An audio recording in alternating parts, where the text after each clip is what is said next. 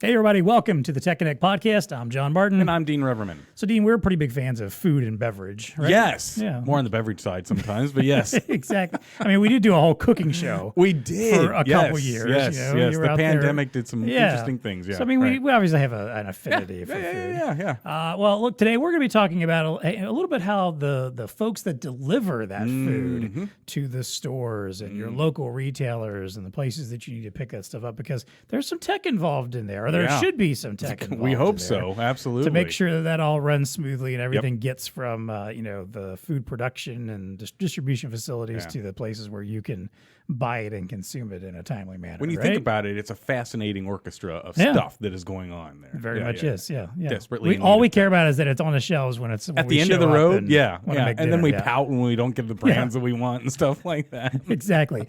Never mind all the poor people behind the scenes that are working diligently to get everything there.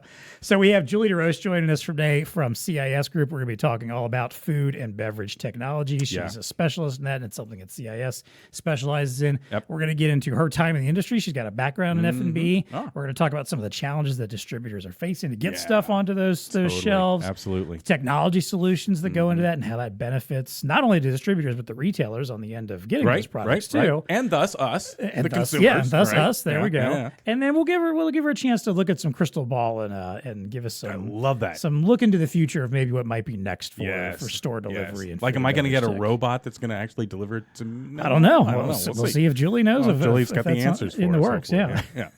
All that plus our usual value to the VAR. What's TEConnecting with us? It's time to plug in and get connected. Welcome to the TEConnect podcast. It's time to get connected.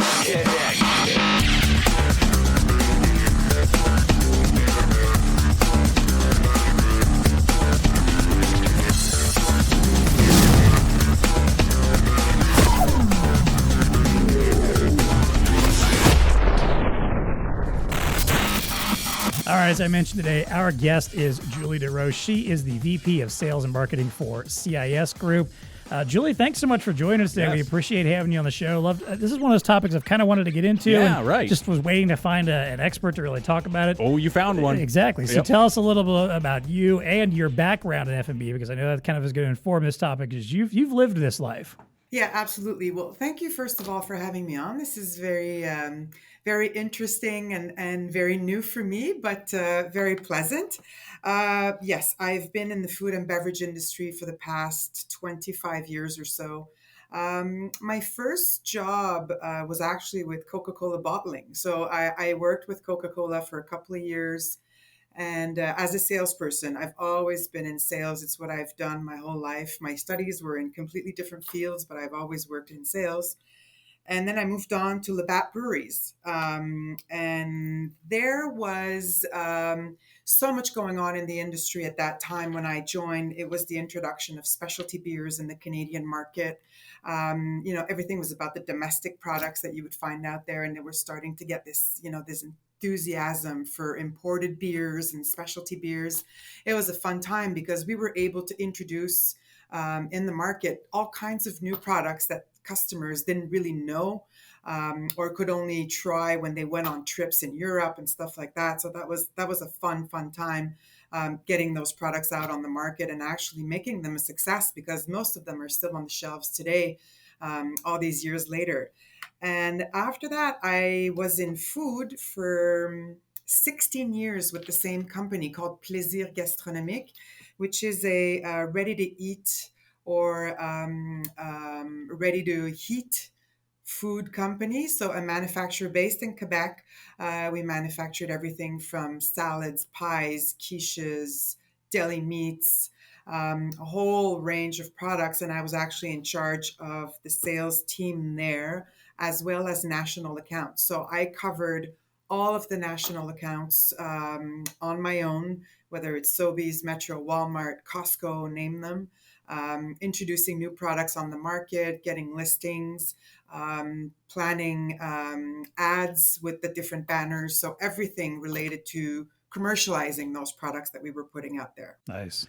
Very good. Just And then over to CIS Group, right? Yeah. On the software side, which is interesting, right? You bring all that wealth of knowledge over to the software, the industry that you're, or the solution you have now? Well, I was actually a client of CIS's for 15 years. Okay, there it is. Yes. I actually worked with the CIS platforms for my sales reps. They were using the CIS application to do their daily chores when they went in stores and manage their priorities and do the execution and capture planograms and all that. So I was the one that implemented the CIS software at Plaisir Gastronomique, as well as an ERP prior to that, which was something completely new and different. But when you work in a smaller size business, when you leave those big guys and you work for a smaller size business, you wear many hats. So that was my first connection with CIS. And then it was time for a change, and I decided to knock on the door. It's a family-owned business, which is something that really speaks to me. So was Plaisir Gastronomique. So that's something I was really looking for in a new opportunity for myself. So decided to give the president a call, asked him if he had an opportunity for me, and here I am. Yeah, there you go. Very good. Straight to the top. Yeah. And hey, I appreciate the salesman's lament, the salesperson's lament of, yeah, I didn't actually study for this. I had no plans to be in sales. This was not my intention, and here I am. Because I don't know too many salespeople that don't go to school for it. Yeah, exactly. I don't recall a bachelor's in sales. Usually it's just a place you tend to end up. Funny. So That's funny. All right. Well, hey, then that obviously lends, like I said, a lot of credence to you and your background and understanding what's going on in this industry. So let's reflect on that a little bit and talk about F&B as an overall industry, what's changed. And you mentioned a little bit about some of the changes, like with the beer companies adding more and more products, those craft beers and more products, and just needing to have more variety. But let's talk about the technology side too. So what have you seen change in your time since back at Coca-Cola, Labatt, and up to now? Where have things changed throughout the industry when it comes to the technology that they were using on a day-to-day basis? Well, actually, back then, the technology for DSD distribution was only accessible to large size companies. So it was only those Coca-Colas and those Labatts that were able to have, the software running on the rugged equipment to do DSD deliveries and be able to issue the final bill at the point of sale. So most smaller companies were working on paper. They would issue orders. They would then pick the orders, put them on trucks, and they would deliver with a piece of paper. Sometimes products would be missing, products would be wrong on the order. They would have to bring that piece of paper back to the office, have someone enter in the corrections, issue a final bill. That final bill will not be signed because the driver was already gone, and so it was all very, very manual at that time, other than those large size companies. There's also all the route optimization aspect of it that was not really present back then. So it wasn't as efficient as it is today. And now, it's a new generation of managers. It's a new generation of IT specialists. Mentalities have changed. A lot of companies in the past would have their own made in-house solutions that they used to do their DSD. And that would actually, have the good and bad practices implemented in their process, which was not necessarily what they, ultimately the right thing to do. Today, it's different. Clients are looking to use best practices of the industry. And banners have imposed so many different criteria that companies need to meet in order to be able to deliver in their stores. Reception of orders and invoices needs to be done through EDI. You need to be able to capture proof of delivery, the stamps, the signatures. And if you don't respect all of these criteria that they've put on over the years, you're imposed, major penalties and fees when something in your process isn't compliant. So it becomes very expensive for retailers to do this whole process on a piece of paper and do it the old-fashioned way, the way it used to be done. You absolutely need to, have the necessary tools to be able to do this now, especially, like I said, to meet the criteria of the banners that are getting more and more how can I say this? difficult to follow, I should say. Yeah. Right. Well, certainly in Canada, for sure. Boy, I had some flashbacks as she was talking. Oh, right? yeah? Oh, yeah, back to my pizza days and, Oh, and you yeah, know, yeah. the delivery of the food. It was all paper back Right, then. right. But yeah, justifying it, right? Rectifying. Well, no, we're not accepting these whatever vegetables because they look like terrible. So take them back, and we're not going to get billed from them. What a manual process that whole world was, for sure. Route optimization. I mean, I worked in a pizza delivery. I wonder if they're using route optimization for I'm pizza sure. delivery at this Yeah. point, because it really was just the guy who knew like the whole area really, really well, and he would do that. A real quick question for you here, Julie. What percentage? You know, I think you're making a really good argument that compliance is driving a lot of the need for this digitization, I guess, for lack of a better word, of the whole process. Do you have any idea what percentage of folks in the retail space are still on paper or still, not utilizing these types of technologies? Anybody that is officially listed with a major chain across Canada needs to be set up, the way that only large companies were way back when. If you're a small company that, delivers backdoor, that does not necessarily have an official listing, you can still get away with it. But I would say it would have to be about 90% of the industry now that runs some kind of software to do their DSD distribution. Is it the same in the U.S.? Do you know? Maybe. Absolutely. Yeah. Absolutely. Yeah, absolutely. I think so. Okay. Well, there you go. See, there's hope. We Yeah, always no. think that this whole world is paper, but through compliance and regulation, you kind of square up on the technology. Yeah, I find it more often than not when we think that people are still using ancient technology, or it's just us, because I don't know, because I think we just assume that everyone needs to be caught up at some point. Yeah, So but there's still a lot of warehouses out there Well, being yeah, operated on yeah. paper. I can guarantee that. yeah, there you go. Yeah. Well, then let's talk about some of the challenges that distributors are facing here. Mm. If they're looking to get their products on the shelves, and I'm thinking also, especially like when you get into some of like the more regional or local distributors that they're not the big national chains, but they've got like an area that their products are well known in, and they're trying to get as much of their stuff out there as possible, get the word out as much as possible. What kind of challenges are they facing to get their stuff onto store shelves right now? It's all about right now having the right product on the shelf, having the right space occupied on that shelf at the right moment. At this time, things have changed a lot. Manufacturers don't necessarily want to support a whole bunch of inventory. Neither do the stores. They don't want to have all kinds of stuff in the back. It's just money sitting there. So distribution software helps distributors make the right decision at the right moment. It's all about making that right decision at the right time. It's also very helpful from a financial standpoint because in many cases, and I'm sure that's true across Canada and the US, manufacturers have to guarantee their sales to the retailers. So that means that whatever is not sold once the best before date is passed, companies need to issue credit for. It is extremely expensive.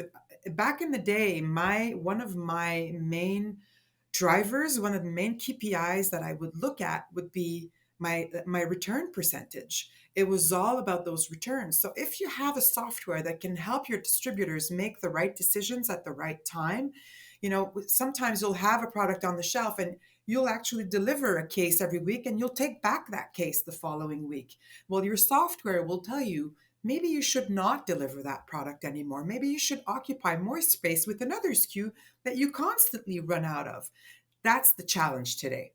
It's having that right product on the shelf at the right moment, occupying the right space in the store. It's what it's all about. And so what's facilitating that? Is it integration amongst all these various parties? Is that going to be the driver at the end of the road, Julie, that makes this happen? Because I can see these disparate systems trying to communicate with one another, right? I mean, if I'm the local rep that's trying to do my delivery, how do I get tapped into the bigger system to have the visibility on, do I need to deliver this case here today or not? Is that the part of the challenge too? It will be. I don't think we're there just yet. I think at some point we will get there. There's going to have to be some kind of integration with all the information.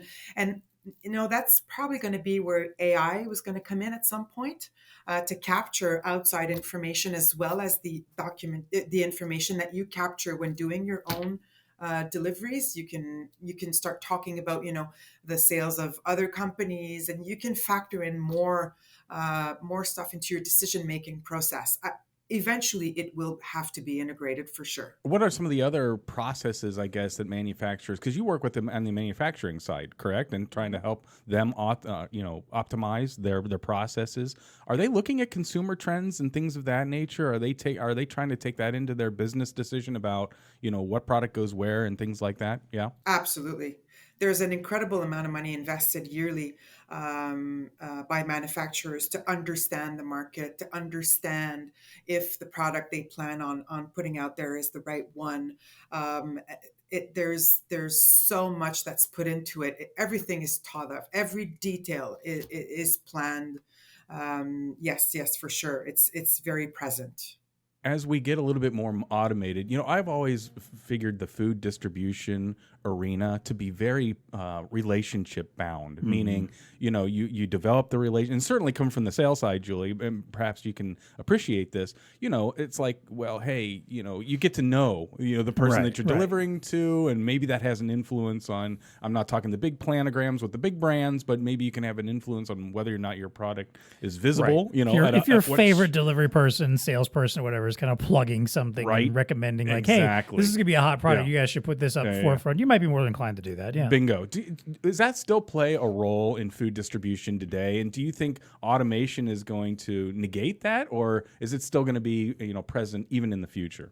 The human factor will always remain. I'll give you a good example. Whenever you're going to have distributors that are selling from their truck, because keep in mind that there's two types of deliveries. You can deliver orders, or you can actually do selling from a truck. That means that the driver or the delivery person goes into a store, actually will look at what is left on the shelf and will suggest an order to the client and say, okay, this week you sold this many of this. I suggest that we put in this many. I suggest that we double a facing of something else because you ran out. So anybody selling from a truck that's actually picking the order right from the truck and doing the rotation of the product himself in the store, that intervention will never go away, I believe. It's not all companies that deliver orders. They're not all set up that way. A lot of snack companies work this way. And I don't see that. I don't see that changing in the near future. Yeah. That makes a lot of sense. Yeah. It does. And I think it even more emphasizes your idea of the relationship. Absolutely. Because again, if you show up in a store and you're not someone that has a good relationship and you're trying to tell them this is what you need to buy and this is what I think you should do, if they don't like you and they don't like the way you operate, or if you're pushing product on them because you're trying to meet a quota and you're not selling stuff, that's going to create a bad relationship there. So I think, again, having the informed decision making of having some technology behind it that lets you say like, hey, there's a reason I'm telling you to do this, because here I'm seeing exactly what's been going on trend-wise in other stores or in your store. So this is why I'm suggesting this particular product. Yeah. I think it'll go a long way to building that relationship and making you someone they trust. Yeah, but it's interesting. And I don't know that this is in the CIS software because I don't know your product quite as well. But, on the retail analytics, I can totally see that. The retailer has their analytics. Right. The manufacturers have their analytics. Right. And so it's like, and they're figure out where the two meet, yeah. But to me, it's an art form what to put in a retail space. There's a little bit of art to it, right? It's a little bit of guesswork, a little bit of nuance to, what do we promote? What do we do? Where we, what do we put a little bit more shelf space around and stuff like that? So I don't know. Well, I know back when I was in retail for books, a bookstore, for instance. Yeah, right. I remember our company always had planograms, of the best sellers and the top selling titles or stuff that was just being pushed, or I don't know, maybe something that we got some money to suggest, and promote a little stronger than others. Yep. But, even just like locations around our area could have different priorities. Like, for example, the downtown store. That before. Yeah, right. The store in downtown Cincinnati would always have business titles featured more prominently because it was in an area where more business people were routinely stopping in on their lunch breaks or coming by. Yeah. And therefore might have been looking for that style of book a little Whereas more. Whereas in mine, which is a little more off the beaten path from the business world. Yeah, right. Like our business section was a little further back, not as robust, not as much stuff there. Yeah. And we might emphasize more of like travel stuff, because people stopping through from the airport on the way out or something like that. So, I think there's a lot of, a lot of nuance that I think each store has to bring to it as well. And again, that's where I think a little bit of intelligence and technology behind it can help you figure that out. Yeah. So Julie, let's kind of get into some of those tech solutions then. We talk about stuff like route planning, POS on site, being able to sell right out of the back of the truck, like you mentioned, and add extra items onto a sale. Proof of delivery, the signature capture, mobile communications back to your hub, and that transfer of receipts or updating order type stuff. How does all of that benefit, especially when you get down to the SMB? Because a lot of our VARs that we work with are most likely going after, are working with SMB retailers, distributors, the folks that are trying to maybe compete with those giant chains and those national brands that for a long time have already had this technology in place and probably have it down to maybe a science. So, how does implementing all of that help them, and how does it benefit both ends of that spectrum? Well, it's all about the data that we capture. The data that we capture helps those distributors make better decisions. So if they want to be successful, they need the tools in order to become successful, and that comes from technology. So using the software for DSD distribution is one part. There's also the whole sales aspect of it, because we do both here at CIS. We do DSD software, but we also do a CRM type of software where we help the sales force of any company be able to make those data-driven decisions on a daily basis and do the execution in store as well.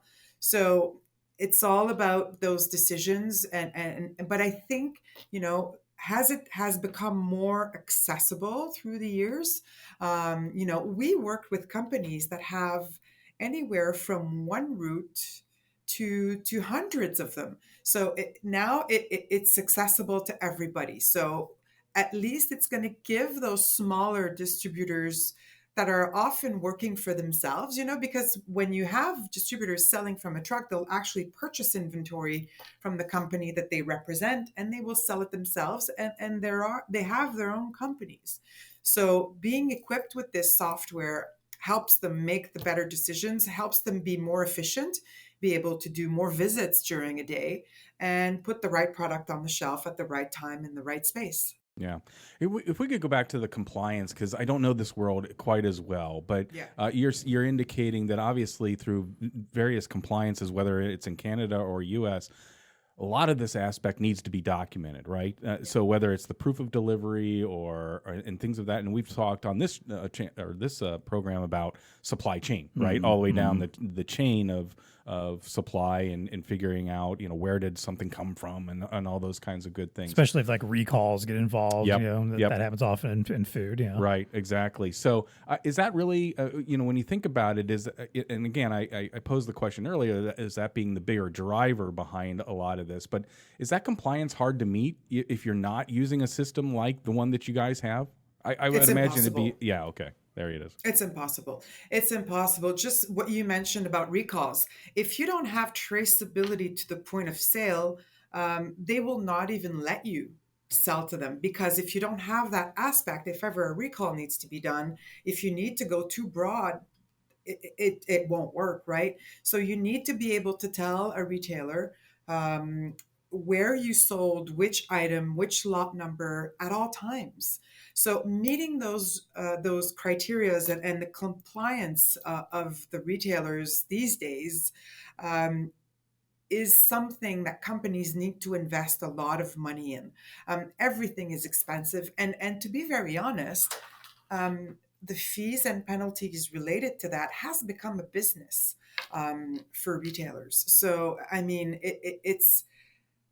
it's hidden fees that you need to cover when you're not compliant. So it's something that, every company that does business with them needs to work day in and day out at meeting, because otherwise it just makes it pretty much impossible. So what are some of the bigger headwinds or pushbacks that you get when you're trying to implement your system? So obviously there's the easy argument that, you need to be compliant and things of that nature. Yeah. What are some challenges that you guys face at CIS or, a similar type brand implementation? I'm trying to figure out where the hardship is for a reseller or a solutions integrator who's walking in. What barriers are they going to see towards implementing these solutions?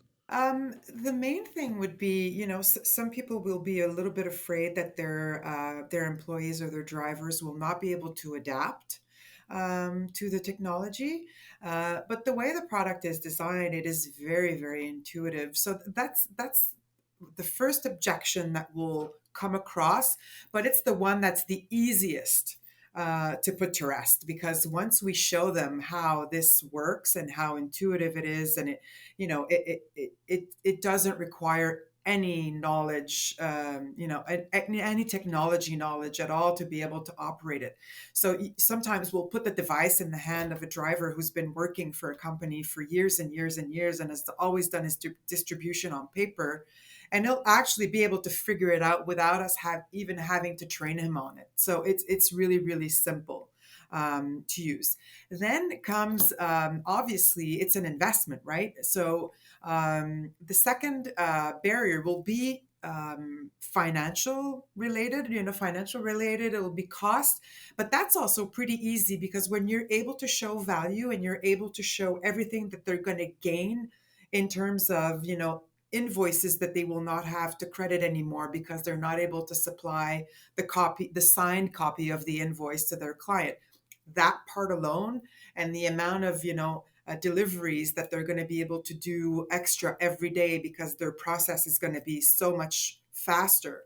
Just that makes the return on investment so easy to point out and to capture, that it's not everything. We're able to reject all of the objections pretty easily. Then it comes down to features. It comes down to the actual product. And with that, we're fortunate. We have the best product out there. We have the knowledge. We have the know-how. We've been around for so many years. So it makes it, you just have to be able to find the opportunities at the right time, because if someone is already using something, they have to be in the business of changing. They have to be looking for something else. So it's all about timing and relationships, basically. I can see those first ones, when you're implementing a new system from paper. I can just imagine like a delivery guy or gal, that's been doing it a certain way for 10 years or whatever. Yeah. Oh, wait, you're telling me my route now? No, Right. I like going this route. Right, Or, yeah, exactly. I can see not just the device itself. Yes, the mobile device, and instead of the clipboard, now you have this ruggedized mobile device, and there's a little bit of a barrier there. But even like, no, this is the route. This is a more efficient route that you should go on, and stuff like that. I can see maybe just some learning, right? Oh, yeah. Right? People getting used to the new technology. Definitely. Yeah, well, we talked to our friends from BlueStar Europe a couple of weeks ago about retail trends. Right. And I remember Jord in particular pointing out that new ISV and software solutions had kind of helped level the playing field between retailers and and the small SMB retailers, and in this case distributors, and the big dogs. Because again, the big dogs have had this stuff for a while, and maybe you're going up against like full logistics departments. I'm sure sure a Coca-Cola or a PepsiCo has their entire own suite of logistics folks that are out there every day, optimizing everything and ensuring all the right stuff's everywhere. Right. And if I was the local beverage distributor, that has like or 10, beer, 10 right? 20 stores exactly. or something, that they particularly, deliver to. Again, just having this kind of solution in your pocket and being able to go out and implement it is going to make a big difference and help you, get that level up where you can at least be on the same tier with what some of the others are doing, even if you don't have quite the so scale. you can gain the same efficiencies, right? Exactly. I mean, all the efficiencies that Julie's done a good job of lining out here, we haven't even gotten into things like communication, right? And the instant communication between the delivery vehicle and the home base, if you will, and stuff like that. In order to be as efficient and just in time as the other ones, you kind of have to be in this world. Exactly. Right? Yeah. And at the end of the day, that helps you build those relationships even better. Yeah. So if you have that relationship, angle already going on, and you're able to layer on the technology on top of it to be super efficient and get everything right and optimized and meet all those compliance needs, it's kind of a win-win scenario, I think, for everybody on either side there. Yep. So. Well, then let's do our little future forecasting here. Julie. Let's talk about what's next. And from your point of view, from your time in that industry and where you are now and what you've seen in the past and the technology that's coming along, are there any types of technology in particular that you're seeing that's going to make an impact? I'm thinking stuff like AI, automation. How is that going to further change how direct store delivery is managed? Well, for sure, will eventually be part of the decision-making process using data from the software solutions and outside data. For instance, weather, competition sales, retail price audits. It will allow companies to be even more precise in the analysis of the data that they capture and that they have. If you factor in, seasonality and weather, just weather. Let's say you sell beer, and you're able not only to use the data that you capture doing deliveries and through your salespeople, but in your forecasting, if you're able to include some kind of artificial intelligence to capture, weather and previous year sales and competition and retail price, forecasting will be better, shelf presence will be better, out of stocks will lower. For sure, it will allow to be even more precise in everything that a manufacturer does, and the same thing for retailers. It's going to make its way in there. We've already started talking about it. We're actually looking into it as we speak. It's going to play a very significant role in the future, I am convinced. What is your take on, or how much impact are you seeing, or pressure, if you maybe is the right word to use here, around sustainability and like things like food waste and things of that nature? Obviously there's that push on the consumer side, right? To want to know, how are these companies dealing with sustainability and stuff like that. Is that creeping into your space as well? I mean, are you getting asked by customers to integrate that into the software in some way, whether it's returns, or I'm trying to think of how that may manifest itself in your world, but are you starting to see that? Is there any play there that's becoming relevant? I can't say that I have. No? Okay. No, not yet. But you know what? You do make a good point. I'm sure that at sometime in the near future, it's probably going to start being an aspect that, both retailers and manufacturers are going to start looking at. You were talking about the aspect of returns, for sure. There's nothing sustainable about producing an item, having it, be delivered using a truck, getting put on a shelf, and then actually being returned and destroyed. It will play a role. Has it been something that it's been requested from us at this time? No. But I think it's going to help in some ways eventually. Yes. For sure. And the reason I ask is because we're starting to get asked from some of our customers, larger customers. They have environmental impacts statements and policies that they're trying to adhere from. Some are internally imposed, some are externally imposed by government regulation, things of that nature. And when we work with them, as a distributor, we can bring efficiencies into their workflow sometimes. Right. And they're like, oh my gosh, this is going to help us with our green initiative or whatever in a certain amount of ways, because if we just ship it to you, then that cuts down this or blah, blah, blah. And so I didn't know if that was starting to creep into your space. And then food waste is like a whole different animal there. Yeah. When you look at the statistics of how much food is actually wasted, it's like ridiculous. Kind of depressing. Yeah, it's really, it is. So, how can we, but I can see it creeping into your world with the whole efficiencies and I don't know what the indicators would be, but I can definitely see that as being a part of the whole ecosystem of software that's running these types of things. Yeah. Yeah. I think at the end of the day, obviously, again, where AI in particular is the one where I see just so much benefit from being able to track trends. You mentioned the forecasting, like with something like weather.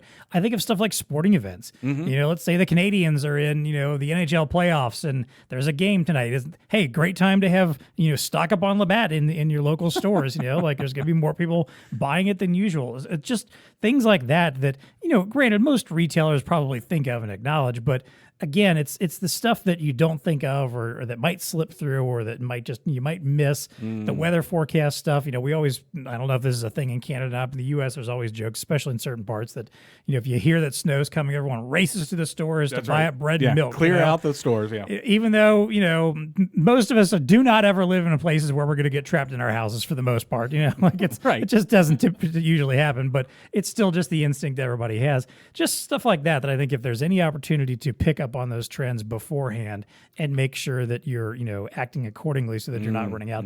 I'm sure, again, the pandemic was obviously a novel kind of thing that we weren't expecting, but just to be able to know that if something like that came along and, I don't know, maybe the toilet paper distributor realized like, hey, there's something going on over here, and it's starting to slowly spread. We need to ramp up. Now, granted, I don't know if anyone expected that ahead of time. No, if that's a common occurrence or would ever happen again, but it's something I would think, that people would try to want to predict for whenever possible. Yeah. So, Julie, I got one for you though. Let me get your take on robotics because I know it's not there just yet, but you are starting to see it. We're starting to see it in little ways. Like there's a Ohio State University here locally has robotics that will deliver food. Obviously this is to the end user, to students in their dorms or whatnot, and they'll drop it off at the door. I can see that eventually making its way, potentially, obviously in the store for sure, but maybe even in direct store delivery. I don't know. I mean, what is as you look in a crystal ball, are you guys even thinking about it? Are you hearing about it? Is it so far down the future, like 10 years away, that it's not really relevant at this point in time? What's your take on robotics as it relates to that? I think that it applies to last mile delivery to an individual more than it would to distribution, the way that we automate it here with our software. I believe that it is already present, like you said, in the last mile delivery, whether with drones or with robots or what have you.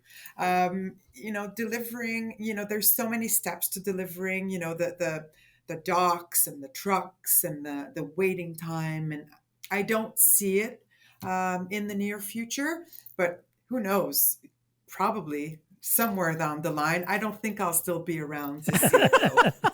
Well, Elon's got his trucks that are rolling now, right? Yeah. That was his vision was like, between certain DCs, right? Right. From this big distribution center in Vegas to this big distribution center somewhere else, we can just automate that. Yeah, something like that for sure. But your point. Well, and I think going back to Julie's point earlier, that the human element is hard to take out of this equation because again, for sure. Let's talk about that person that that trusted delivery person, trusted vendor that's walking into your store and telling you what you need to buy. Like if that's a robot. You're not going to have the same relationship, like maybe not. I don't know. Unless we get to like Star Wars level robots. That you're talking exactly. to it, and the language model is there, and you're interfacing with somebody you think is. Yeah, maybe if we get to that point where it's the more interactive and engaging and social type robots, that aren't trying to take over the world, then maybe maybe we get there. But I think that's a future that most of us, the three of us, probably aren't likely to see. At least maybe the very end. My take's like Julie's. I mean, you're definitely seeing it in the last mile, and it's fascinating to watch that. And it works in certain highly populated concentration areas. But I'm always interested. Well, when's this going to start affecting more of what I would call the business side of it? Right? Yeah. We're not there yet. Yeah, I agree. We're not there yet. There's one retailer in Canada that introduced its suppliers to a new warehousing system that they were putting in place for at-home deliveries, and it was called like a hive, where they had all different slots, and it was a huge building, and it was robots that were actually putting, the orders together. And then these orders were put in a truck and were delivered to clients' houses. The robotics aspect in manufacturing and warehouse distribution, for sure, already very, very present. But for delivery, it's still going to be a while. Yeah. The only other company I'm aware of, and I think it's rolling out in Canada. There's a company, Autonomy, that we have a little bit of a relationship with. They're working with Walmart. They're trying to do so when you do the pickup or order online, pickup at curb. They're using autonomous vehicles to bring it from the store to your car. Yeah. So that's like the last 100 feet. Right. Of just that little convenience. I would feel good about that because I know yesterday I had to do a grocery pickup on my way home. You'd be okay if pouring, a robot? Well, it was pouring rain. Yes. And I feel so bad for these kids that come out and they're running up to my window like, hey, is this the right name? And they're running back there and trying to shove everything as quick as possible and get back inside, while they're being drenched. And I mean, that would be nice to have a robot to be able to take that, take that hit instead. There you go. So, right. All right. Well, hey, we'll wrap up here in just a moment with our usual value to the VAR. But before we do that, I want to, as always, thank the sponsors of the TEConnect podcast. We appreciate all of the fine vendors that work with us, sponsor our TEConnect program, the podcast in general. Yes. Hey, if you like the show, we need to hear from you. If you're listening on a podcast of your choice, leave our 5-star rating and review. Yep. If you're watching us on YouTube, like this episode, subscribe to our channel, leave a comment, tell us what you think about this. It amplifies it so other people can find us. Exactly. It definitely amplifies and helps other people find us. Suggest topics to us. There's always a link in our show notes where you can go and send a topic to us. Let us know what you want to hear about on the show, who you want to hear from. For doing it, we send you a TEConnect podcast T-shirt just for submitting that. Boom, just like that. Yeah, just in time for summer, by the way. There you go. Nice short sleeve T-shirt for you. There you go. Exactly. And hey, make sure you're following BlueStar on LinkedIn because we're doing all kinds of good stuff there. There's always recaps of our episodes. So if you miss an episode or maybe just didn't get the time to watch it, you can at least quickly read up on the recap. Yeah. We've got our unbox videos we're always showing off there. We'll let you know what's going on in the channel. New content that we're where we're going to publishing. be, new content, blogs. Yeah, Good so that's stuff. a great place to start just to keep up with everything that we're doing here at BlueStar. And of course, as always, if you want to reach out to us on the podcast and connect with us directly, you can always find us on Twitter at TEConnectPod. You can also email us TEConnect@BlueStarInc.com. All right, let's wrap things up here, starting off with our value to the VAR. Yes. This is our way of kind of wrapping up our conversation, giving a takeaway for our VARs that are listening of something maybe they can go out and do today. So Julie, what advice do you have for VARs that are looking to grow their business with F&B? They're looking at all of this. They've heard this conversation, like, all right, I get it. I know there's tech out there. Maybe I've got some regional companies that I would like to work with, but I don't quite know where to start. What should they be talking about? What should they be asking about? What should they be looking for? Knowledge of the industry, knowing your client's business, speaking their language is extremely important. It's what's helped me, be comfortable very quickly into the business that I'm in because, I was on the other side for so many years. I know the business of my clients inside and out. When you speak their language and you know what their day-to-day is like, it makes a huge difference. That's exactly what CIS did when I joined, is that they saw the value in me knowing what the industry is like. So if you know your client's business, and you speak their language, you will have success. It's all about and then establishing that confidence in that relationship. It gives you immediate credibility with the clients. So I think it's crucial.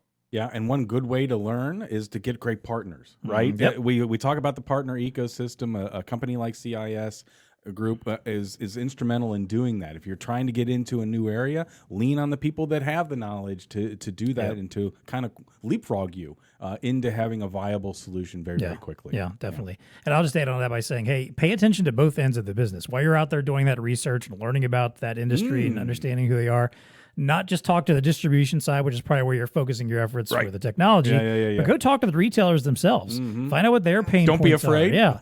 Yeah, exactly. Ask them, like, what are they complaining about? What frustrates them when they're getting deliveries? And then, figure out where those two things meet between what you're trying to accomplish with the distributor, what's happening on the retail side. That's probably going to help you figure out the solutions that'll make them both happy. And again, find folks like CIS to partner up with to help you get there and put and you together might your entire unearth, solution. like they have, the CRM angle, I think is brilliant. The CIS has there and helping, that's a more of a holistic approach to the whole process. It's brilliant. You might stumble on stuff like that. There you go. Exactly. All right, let's wrap up as always with our favorite segment, What's TEConnecting with You? This is where we get to talk about something in the world of science, tech, business, innovation. Something just that caught our eye, got our attention, we want to chat about today. Julie, I'll let you start. What's TEConnecting with you right now? Well, for me, it's always all going to be about our clients. That's what's connecting me right now. It's being able to always give better service. We're in business for our clients. We want to make them better. And we believe that technology makes them better.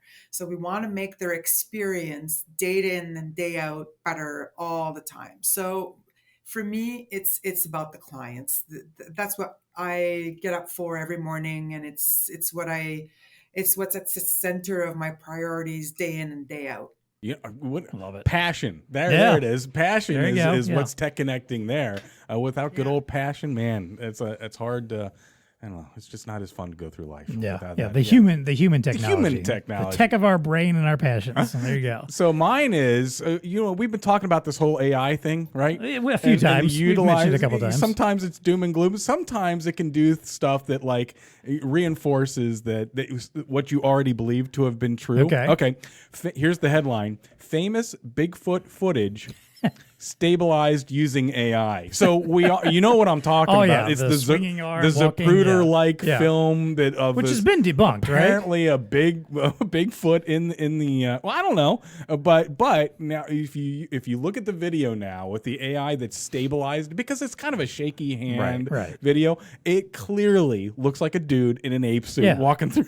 I feel like that guy, I think he passed away some years ago. And Roger admitted on his Peterson deathbed and that he Robert. did it. Yeah. Oh, did he? Okay, and so. Gimlin. Those are the two that shot this footage, claiming, this is October 20th, 1967, that they came across this Bigfoot guy. Right. But I'm telling you, now that you watch this AI stabilized, it's even more of a joke. I mean, it looks so silly that it's easy to now discount that as a hoax. So if there are any conspirators out there, which I'm sure there are, that were thinking this anyway. So. Well, I mean, there were still whole programs about Bigfoot, and people were still in the search for Bigfoot. It's on right now. Yeah. Like if you go to the Discovery Channel or something like that, they've got a whole series. There you go. The search. Well, they'll just find another video that says it's proof. Fair enough. Well, there's a good use of AI, just debunking stuff. There you go. Yeah. You cannot look at that video and not think it's just a dude. Right. It could come in handy. Let's stay connecting with you. I got a headline for you. Alphabet layoffs hit trash sorting robots. What? Wait. Alphabet, yes. So we were talking about robotics earlier. So the company has recently laid off thousands of employees, and it's also shutting down a unit working on robots that learn to open doors and clean tables. I'll have a link in the show notes to this because it's interesting just to watch some of these robots, and they got some little video from it. But apparently this was a branch of Alphabet, this project they have called X. It's Alphabet Project X. Well, Element X. Yeah, Alphabet X. It's their moonshot lab, where basically all kinds of just projects that people try out. And this would be the coolest implement. lab in the world to work in. Oh, yeah, no doubt. Yeah, go ahead. So apparently, there's been all the cuts that Alphabet's had, and a lot of these other big tech companies have hit them too. So they've had to pare down some budget in order to make things happen and move forward with their other priorities. So this robotics venture was the latest failed bet for X, which in the past decade had also spit out internet beaming balloons.